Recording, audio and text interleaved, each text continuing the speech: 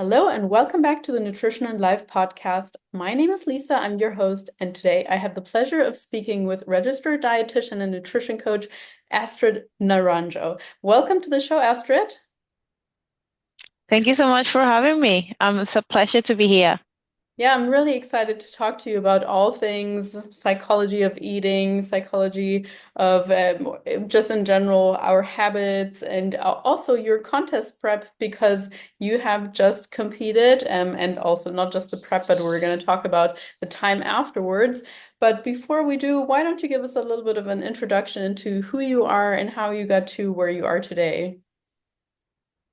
It's a bit of a long story, but I could shorten it in just saying that I am a registered dietitian. I have been practicing for over probably 9, 10 years as a dietitian. I graduated in 2012, so it's probably 12 years. And then I have literally just worked on the nutritional realms in the clinical aspect and also the private practice. So I do a lot of online coaching in the nutrition aspect. But even before becoming a registered dietitian, I was a instructor and a personal trainer, and I started my career in the fitness industry when I was 12 years old.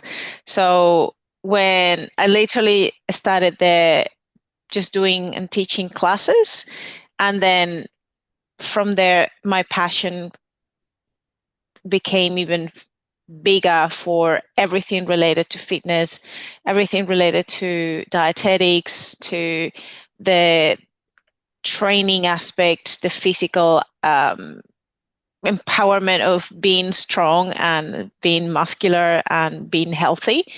So it kind of like was this goal that I needed to do something around and within the health and the wellness kind of like space. So I was sort of like in between becoming a doctor, doing physiotherapy, or doing nutrition. So trying to kind of like analyze each one of those and what was the right calling was not too difficult, because when I thought about becoming a doctor, it's like, well, I can't really see much blood because I faint. So it's like, I like it, but I don't think I'm going to be very successful. So that was like, nah.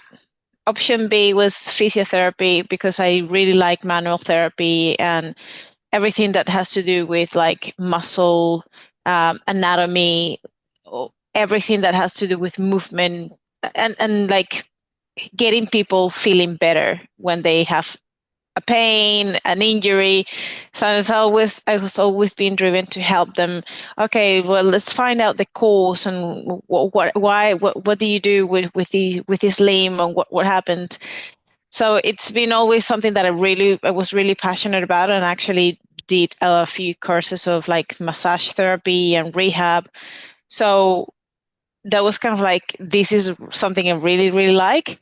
But part of the curriculum they had to become a physiotherapist was physics and mathematics. So it's like, no, I don't really want to do physics or mathematics. So I don't think that's something that I want to do.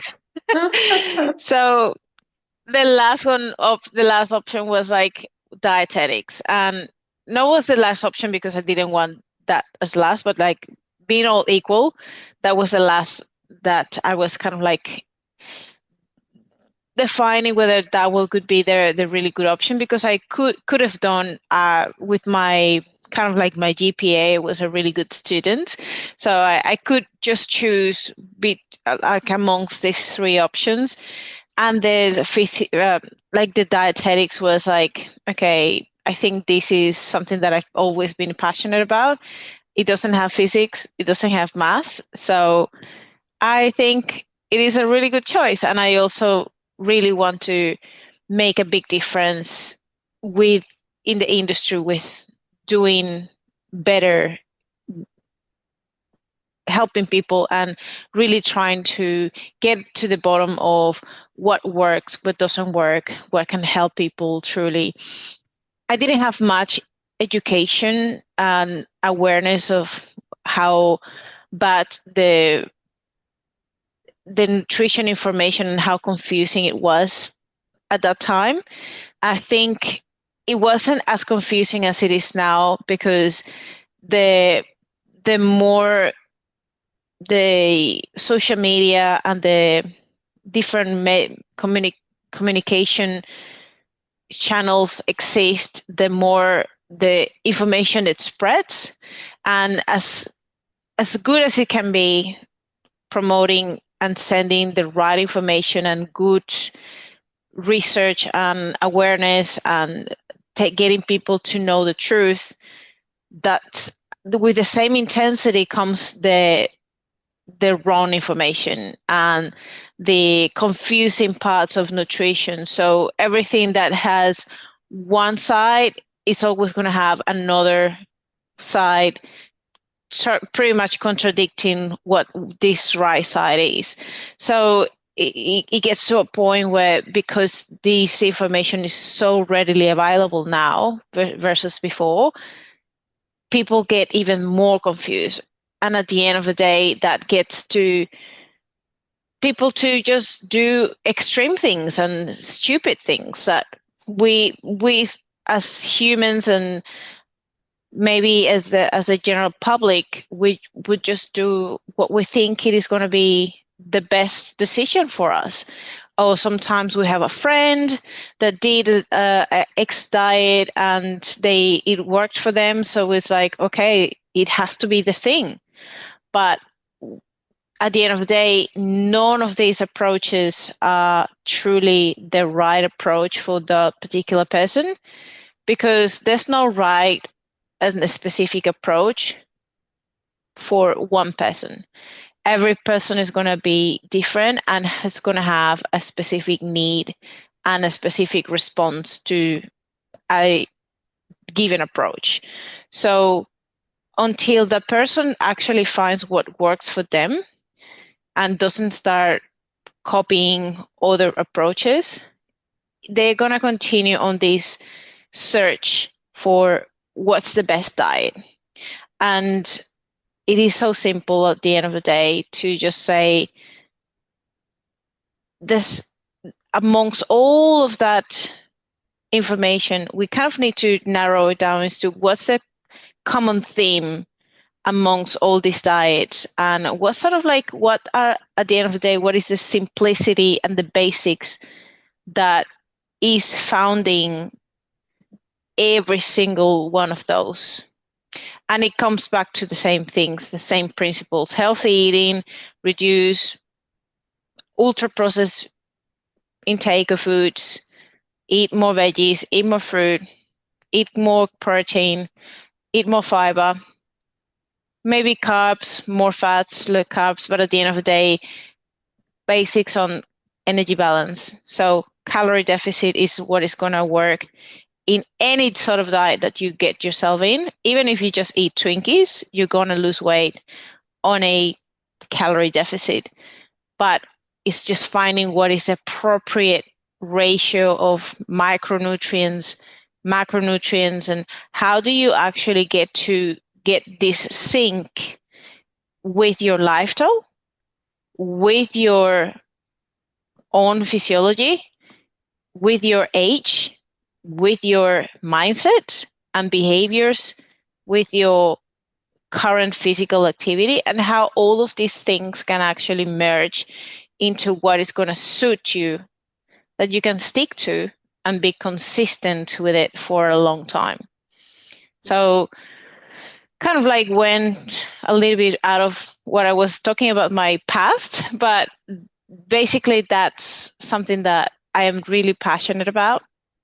And I am originally from Venezuela, so I was born and I was raised there, did my bachelor's degree in dietetics there, and then I moved to Australia probably almost 12 years ago now. and I've been here since then. I did my master's degree here, and literally after finishing my master, I started working in a private hospital that has is half rehab and is half mental health.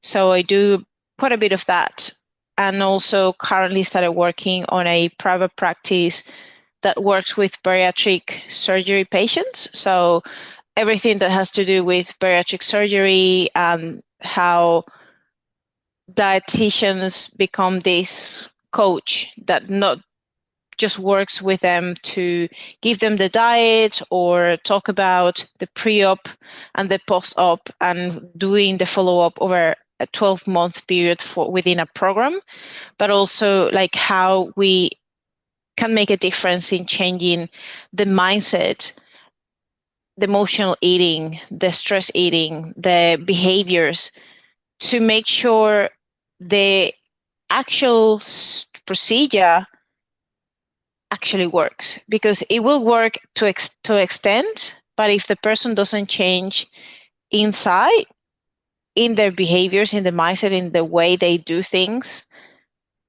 they're going to potentially lose all the procedure. And I have had recurrent patients that they got a balloon, they got a sleeve gastrectomy, and they came back a year, 2 years later and said like, hey, I'm going to do this surgery again because I lost all everything that I did. So going back to just the basics again, I'm kind of like always refer to this trifecta, and this is what I have written about in my book. We can have a perfect diet, we can have a perfect training program. If our behaviors, lifestyle, and mindset don't align with these two things, you can have the perfect plan, but your results are not going to last very long. That's a beautiful introduction, all in all, and I love how you're focusing on the basics, and I think that's the name of your ebook as well, right? Mastering the basics. I will definitely put a link towards that in the show notes so people can go and check it out. But I think you also do a great job on your Instagram.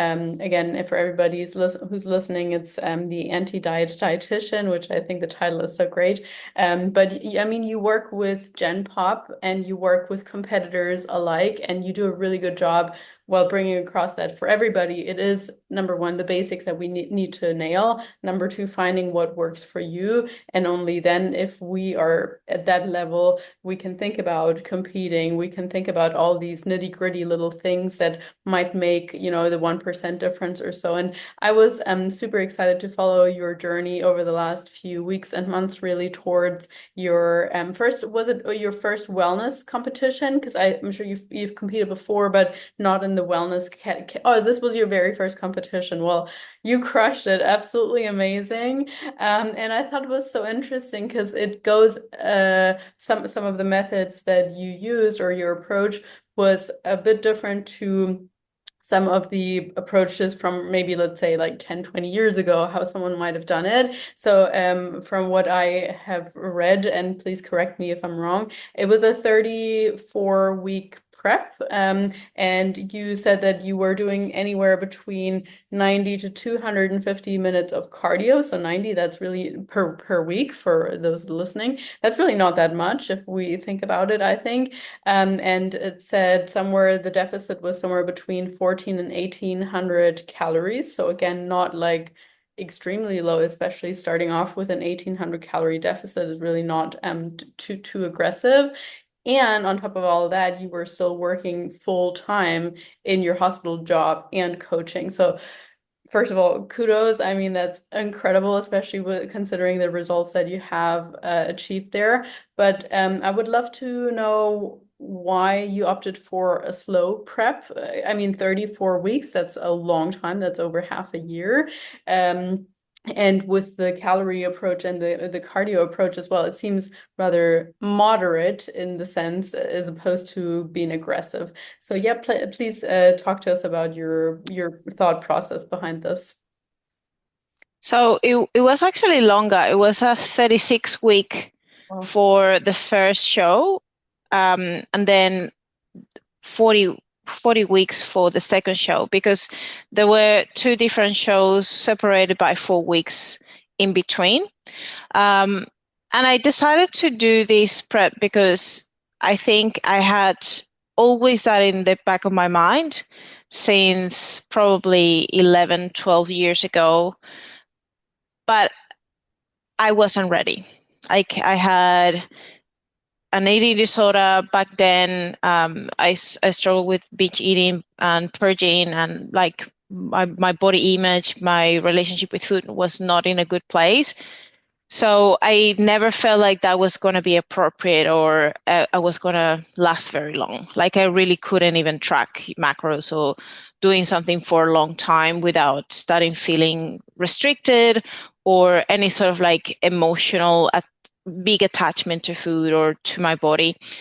And the other thing that I was really scared about was I am really afraid that if I get to that leanness, I'm going to like it so much Mm, that that is going to bring back orthorexia and past behaviors that are going to let me getting very, very attached to that image. And I already have been struggling for had been struggling for several years with amenorrhea. I spent like probably back then, 12 years ago, about 3 years without my period. And then like it was really to a point when I came to Australia and I kind of like put on probably I'd say 8 to 10 kilos above what I was back then. Part of that was because I decided to just build muscle and not diet anymore and heal my relationship with food and just go through that process of healing is where my menstrual cycle came back and I was healthy back again.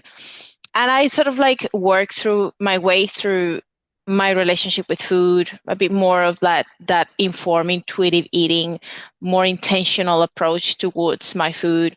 I didn't weigh myself that often. I didn't track my food very often. I would kind of like audit my diet on and off to see where I was, at what point I was in my caloric intake. But it wasn't something that I was doing consistently for that long period of time. I was just focusing on eating really, really intentional.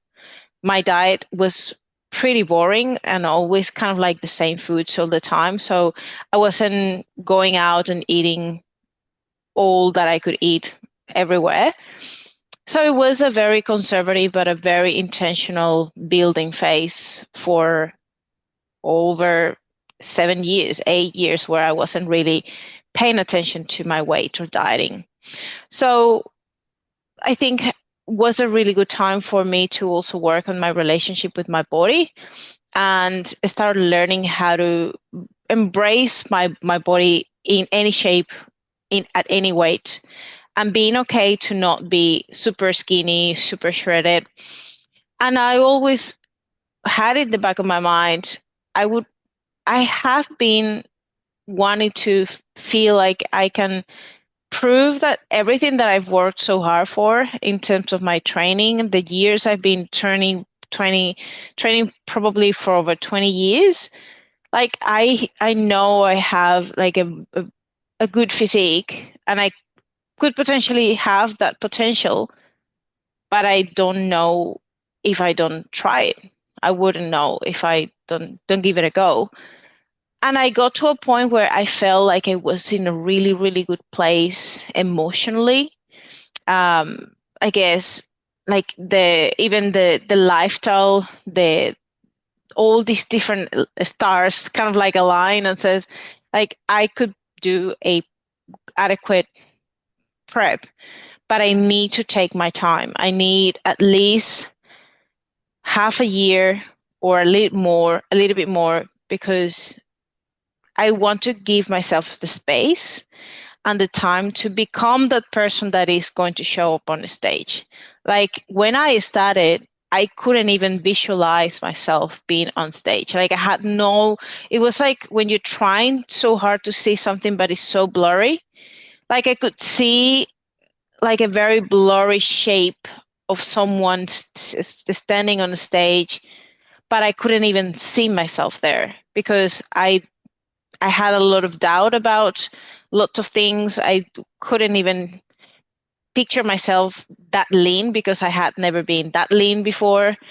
And also because I didn't even know how to walk on heels, how to pose. Like I had no clue on any of those things. So I really needed to start becoming a little bit more closer to that shape that was so blurry at the very beginning, which by the end of the first 30 weeks, I was starting to see that person on stage. It was getting clearer and clearer until like obviously peak week, 4 weeks out, I see her clearly that she's become the person that I wanted to become.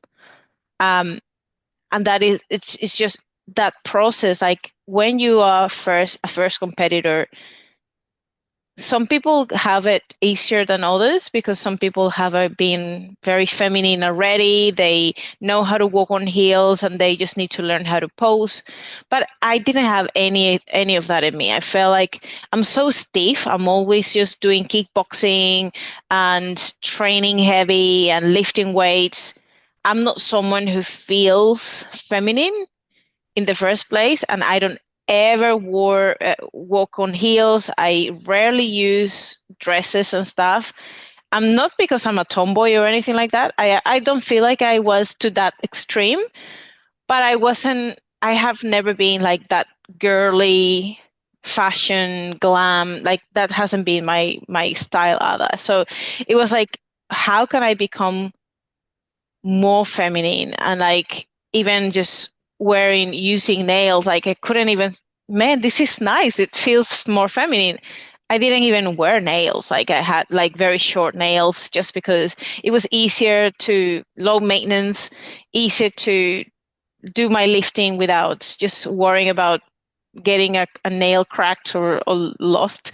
So it's just been a growth process in all this journey that I think that was part of why I wanted to do it as well. I wanted to have a purpose. I wanted to transform in someone that I could become more connected to who I was and my entire way of living to make it more purposeful and to train with more purpose, because sometimes you get to a point where you show up every day to the gym. I'm someone who's brutally consistent with my routine, and I am going to the gym no matter what.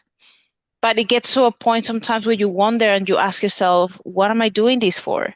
Okay, I want to train for life. I don't want to get old and not and being deconditioned or weak or have an injury or have a fracture.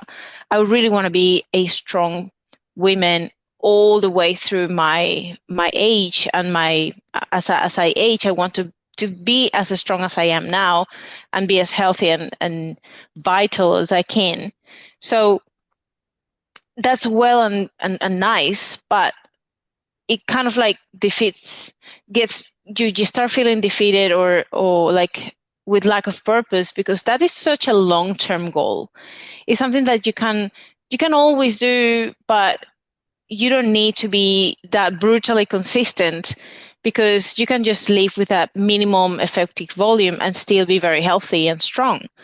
So it's like I want to do something that can engage me and getting me with a purpose of showing up every day, training with intention to something that I can actually create my training program that is aligned with something that is a specific outcome, and do kind of like find something that motivates me and pushes me to work hard beyond just do what I do, because everything that I do is part of like who I am, but I wanted to just kind of like step it up. So I felt like I was in a good place with my relationship with food by then.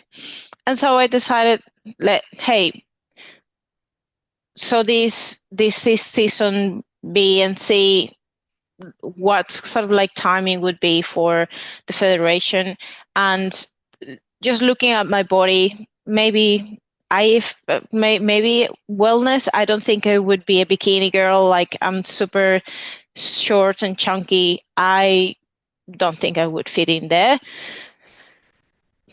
I started losing body fat, starting doing everything that I was meant to be doing. I think because I had been in a very good place metabolically, we started my deficit at 1,800 calories. I probably was around 2,200, 2,500. I have no idea where I was at that point, but it was that range.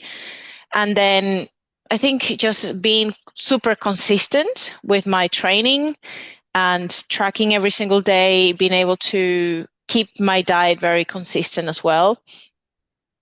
Very high calorie, very high protein, and very high in fiber was one of the things that I think helped me to stay on track and reduce that sort of like food focus. I did have the allowance to have foods that I wanted and I liked throughout my prep. Like, I never was someone who followed a specific strict meal plan or had like very strict meal choices. Like, I was kind of like try to incorporate some intuitive eating within my prep.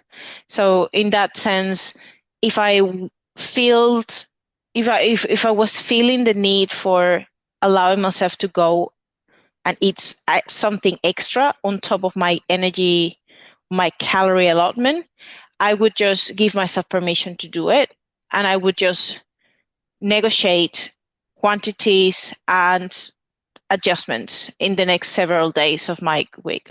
I was okay to allow myself to sort of like cover and give myself the grace to just satiate that craving or that need and being able to move on to the next day and being okay to, okay, you had 200-300 extra calories.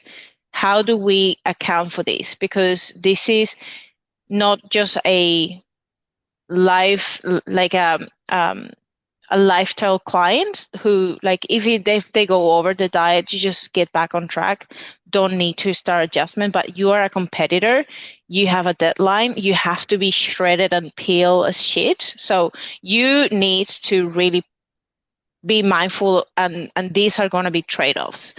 And unfortunately, that's part of the reasons why this sport is a bit of a tricky sport, and it's unhealthy sport, because at the end of the day, if you don't have the skills and the intuition to really bring a really good package without putting at risk so much your body image, your self-worth, your relationship with food, you can be and end in a really, really bad place in all these areas, and become super obsessive with food, become super obsessive with your body, and like with your tracking, everything can be so obsessive that I think it's not something that everyone can do, for sure. So I guess that's it. Cardio I started with like what I was already doing. I didn't change very much. The only thing that I probably would have changed when I started was my training volume. It actually went up by a lot more of what I was doing. I was kind of doing the minimum maintenance volume, but I started having to ramp up my lower body volume, more focus on my glutes, more focus on my hamstrings, a lot of like lower body work, because wellness is a pretty much you have to have an even distribution of muscle. So your lower body has to be more disproportionate compared to your upper body. So I kind of already had that shape, but the leaner I got and the leaner I got and the leaner I got, I was starting to panic because I had I had lost all my body fat in my glutes, in my legs, and like I don't think I look like a wellness anymore. Like I actually asked several people and several coaches, like, do you think that I still look like wellness, or should I try bikini? Because like my legs are no longer that thick and that big that they were before. Even my bum is gone. Like what who I am, I don't know what the hell is happening. I decided to just keep on going with wellness, and it seems like I actually, even though I was super skinny, that's the look. And I might need to grow my legs a little bit more and my glutes a little bit more, obviously.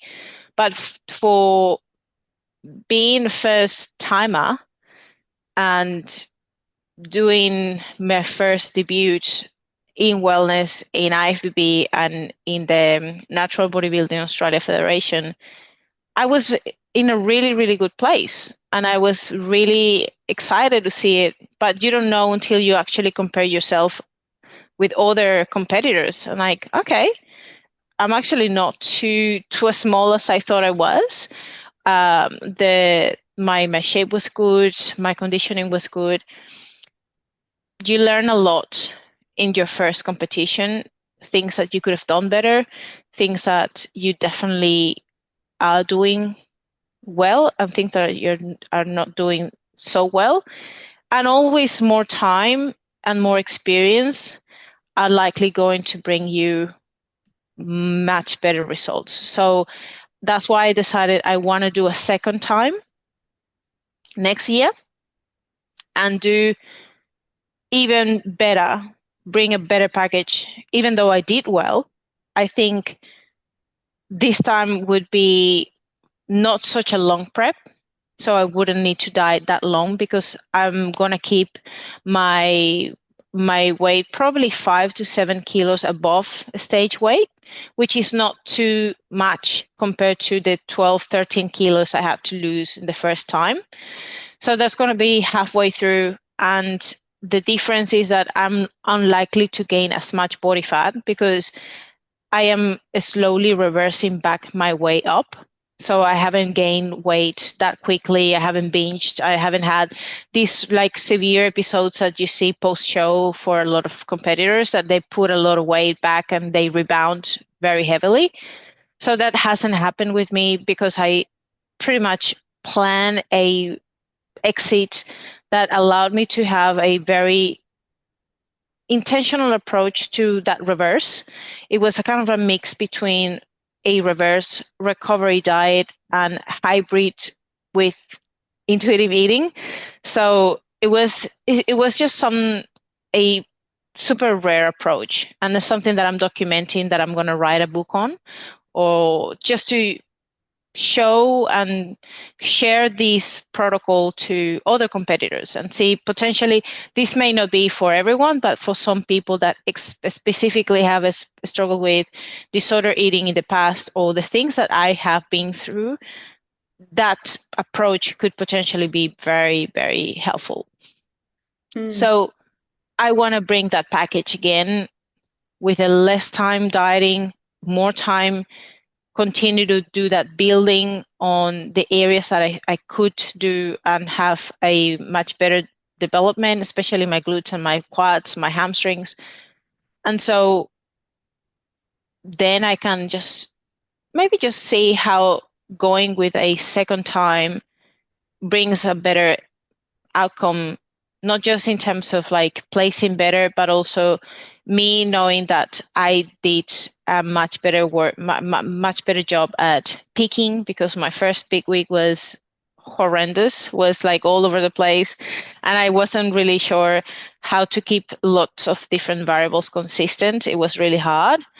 Um, so yes, so it's kind of like taking all these learning experiences and trying to implement them back again, and just see how things go in a second time. That's amazing. I think it's really cool that you've already mapped out what you want the next year to look like, really. but just a few things I want to touch on from all the wonderful things you have said. So, I mean, one thing that really stood out to me is just that finding that individualized approach even there in the sense of what duration is good for a prep. That's not the same for everybody, and it's not even the same from year to year. So I love how you just knew yourself so well and you listened to your own fears, your own, considerations in regards to body image and history and so on. And I'm sure that that's exactly how you approach your clients with as well, like wanting to know all the details about them. And I absolutely love that. And what you also said was, you couldn't see her. You were trying to visualize your future self. And like, I'm so big on visualization, on manifestation, and like trying to create a really detailed image is, a big part of it. And so I can understand your struggle there when you're saying like, I'm trying to see her, but I can't see her yet. And it's wonderful that you have now, quote unquote, met her. You know now what that looks like and what you want. You probably also have a clearer picture on what you want next year to look like, or just finding some role models there and so on. And so that's absolutely wonderful. And to your point of the reversing out of it slash the hybrid of the recovery diet and so on. And I saw on your Instagram that you call it a controlled flexibility recovery diet. And I love the term because I mean, for some people, controlled flexibility might sound contradictory, but I really don't think that it is. I saw some of the quote unquote rules that you've given yourself, like 7 or 8 different rules. So I'm really excited for you to write about this and so that you can give people something tangible to walk away with. Because I think it might be a concept that's probably even good for people that didn't step on stage, but that have finished a dieting phase in general and that might not want to do a strict reverse diet and with controlled or with a specific calorie target, and rather saying something like you like somewhere between, I don't know, 17 and 2000, 1700 and 2000 calories, anywhere there, depending on how hungry you are, is absolutely fine. Or but starting your meals with protein and fiber. And so like wonderful, wonderful rules. Truly, I'm excited for you to bring this out as a book. Um, but yeah, also I'm curious now that you're going through this weight gaining phase, 5 to 7 kilos and so on, and also for other people listening, what would be some tips for how we can get less afraid or be less afraid of gaining weight, especially as women? Although, in saying that, there's plenty of men out there that struggle with the scale weight as well. Or just in general, how do we detach more from the scale? The first rule for me is make sure you are tr like having a purposeful training program to focus on.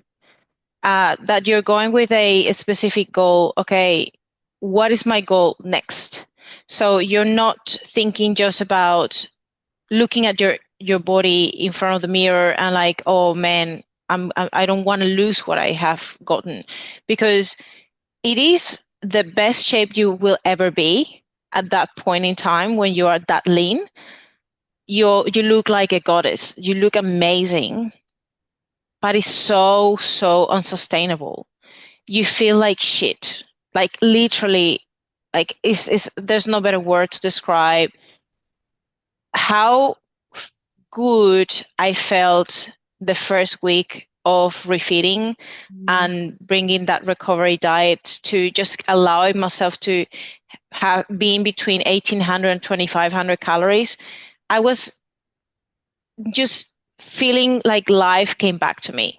I was going to the gym and I could actually feel like I wasn't dragging myself. I could recover better. I can actually feel like doing some exercises. I could push way heavier than I was not even able to. Like I felt so weak and everything. Like you feel so in all senses. You feel annoyed, you're angry, you're I don't know, you feel like a robot with no emotions. There's a point where you just do what you have to do, and like you don't even give a shit to anything else. So yeah, that's to the point where you feel so depleted and so hungry, and like you even start craving for foods that you never eat. Like I was thinking about chocolate and biscuits, and usually I'm not a person who eats all of any of that on a daily, on a regular basis, but every night I was thinking about that, and like, this is so weird. Like, this is not me. And it was just my body desperate for food, for energy, for getting back to a healthier place. So I think it is so important for having this plan of, okay, what do I need? What can I do to focus on a goal that is not necessarily related to my aesthetics? So let's focus on performance. Let's focus on getting stronger. Let's focus on building again. So if you do another show, you have much more conditioning, better conditioning, more muscle in the areas you need to get more developed. Focus on working on your cardiovascular health. Just get back to some of these cardio that actually are not boring as shit, because obviously when you are so lean and dieting such a low calories, the only cardio you can actually maintain and sustain is walking and the stairmaster. But like, you can't do kickboxing or running. Like, none of those things you can actually do because you have no energy and you just gas out super quickly. When I started my prep and I was relatively in a good body fat yet, and I was in a really good calorie amount, I was doing kickboxing here and there. I was doing spinning. I was doing like a lot of different activities, and it was fun. It was great. Closer to prep, calories lower. I was getting very hungry after doing these sessions that had more intensity. I was just becoming even more fatigued, and it was harder to recover. So I said, I can't do this. I only can do my walking and stairmaster, super low intensity. Will have to be for longer time. It won't be as efficient, but it's the only thing that is going to prevent me from binging or from being super tired or super hungry. So this is an opportunity for you to use that energy that is coming through to enjoy these kind of like activities that are much more intense, and you can actually feel like you can enjoy doing cardio again that is fun, that is more intense. You can do different activities, you can train harder, you can focus on doing that. That is one thing. And the other thing is really focusing on the quality of your nutrition. Okay, that is the other big piece that I would give you. If you want to, especially for the first 6 weeks post-show, one of the biggest rules for me has been having a very high protein, high fiber diet, where a good number of my carbohydrates are pretty much coming from vegetables and starchy carbohydrates that are quite complex. So they're not like sweets or none of that. It's pretty much a diet that is going to increase your glycogen levels. It's going to maintain your insulin in a really good place. So there's not going to be these big spikes in insulin, but you're still eating quite a good amount of carbohydrates.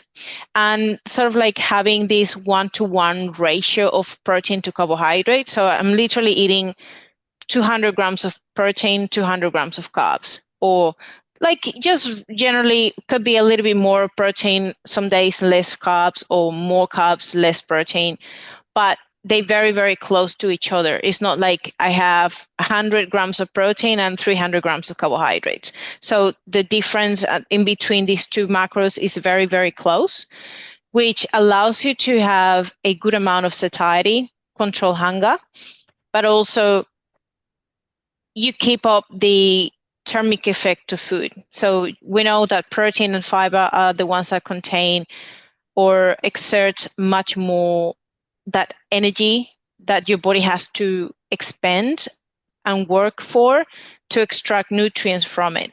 So protein and fiber are the ones that have the highest TEF, or thermic effect of food, versus carbohydrates or fats. So that has been very helpful just to maintain that BMR, but the basal metabolic rate, and your total energy expenditure in a good place, while you're getting out of that danger period where your body's like a sponge. And if you overfeed, there's plenty of research to support that when you go way over what you should be eating for a long time, or you binge for over excessive amount of calories, you're in a worse place for your body to rebound and fat overshoot. So you can actually be in a place after post show, when you're so lean, that your body can actually create new body fat cells. So that is not a good place for you to go crazy, overeat, overindulge. You'll have time for that later. But these first 6 to 8 weeks, which is the time that I'm calling the recovery diet / flexible and controlled hybrid method, is because you gotta be mindful that that's a big risk. There's a big red flag that you have to address. But there is also the human and the emotional component. You have been restricted for so long that you need to give yourself some grace and reconnect with your hunger and your desires and your satiety.